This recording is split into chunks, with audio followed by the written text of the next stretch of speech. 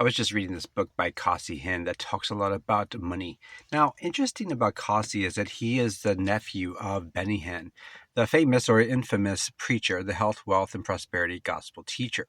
Now, interestingly enough about Benny is that he talks about how to make money, and Benny says, hey, pretty much, and I paraphrase, hey, if you give me all your money, God's going to bless you. That's pretty much the message.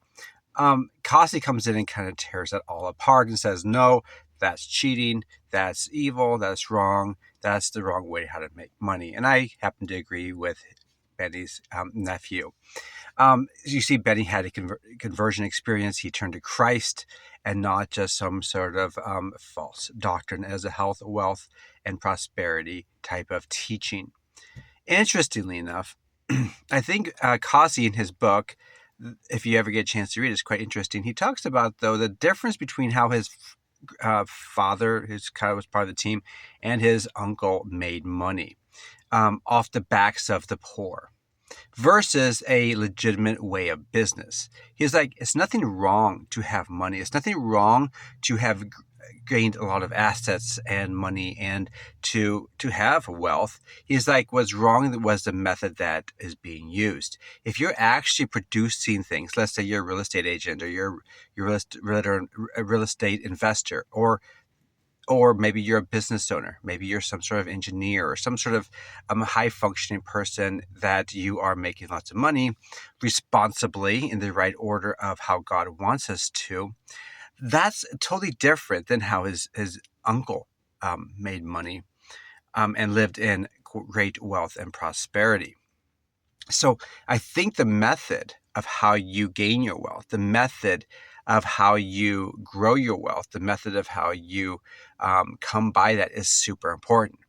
Now, with that, I think the message from Costi is very important in the sense that we have to be very careful who we listen to. Are we listening to people that don't have our best interest in mind? Especially when it comes to something as tantalizing as, how to become wealthy, how to become rich, and how to become healthy, and etc. There are many charlatans out there, i.e. Benny Hinn, and with others as well, that are perverting the gospel and using it for their own gain. The Bible talks about this, so you and I should be aware of this and don't fall prey to it. However, there are many things that we should be doing. God, from the very beginning, tells us to go out and multiply, go out and form things, make things, dominate the world, dominate the earth, if you want to think of it that way. Subdue it, I think that's how the Bible puts it. We are given this mandate of being stewards of the earth. And he also interestingly says in Genesis about man should not be alone. Now, in that context, is very specifically talking about marriage, family, because right afterwards Eve is made. However, I think one could rightfully put into that God wanted more than just a wife. That's the most intimate relationship, one man and one woman for life. That's a very biblical concept, but also the family and beyond the family. How about the extended family? And when you talk about the extended family, you're talking about other people throughout the globe as well, because we're all related ultimately back to Adam. So, and how do we interact with each other? Well, one of the most interesting ways that we interact with each other happens to be with business, happens to be with economics, happens to be with how we exchange goods and services. If you never had to call a plumber, if you never had to go to the store, if you never had to call an electrician or have a home builder, or if you never had to buy a car, you would not have to interact with people. And we know that, especially post-COVID, is that we see the damage done when people are stuck at home all the time.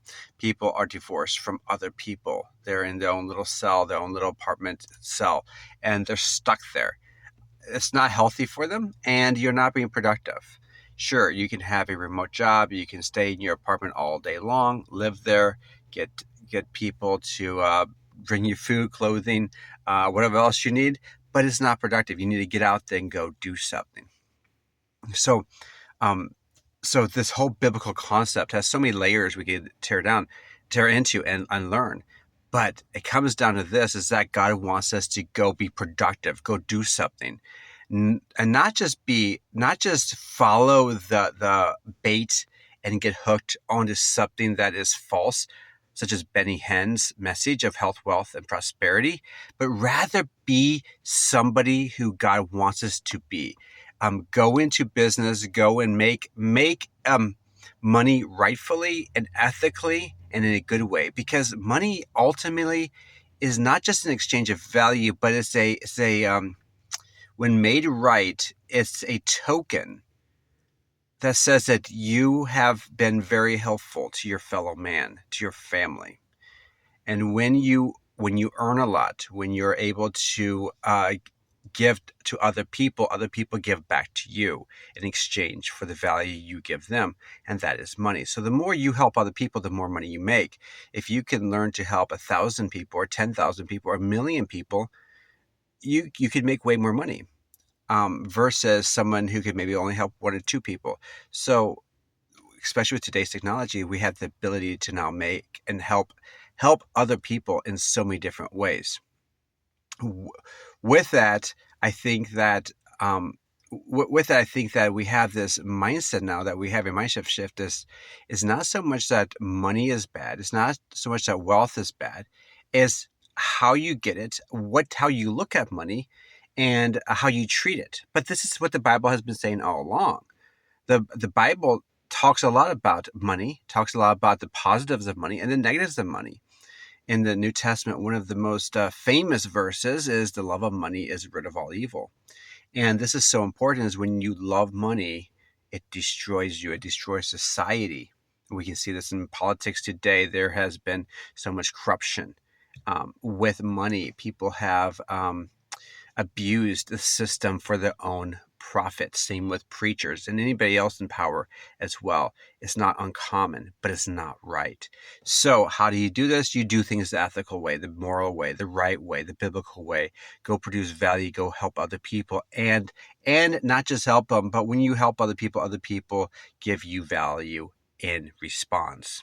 If you like this video, check out the link below where I give you some free resources talking about free. And tell me what you think down in the comments. Like this video and also follow and subscribe to this channel.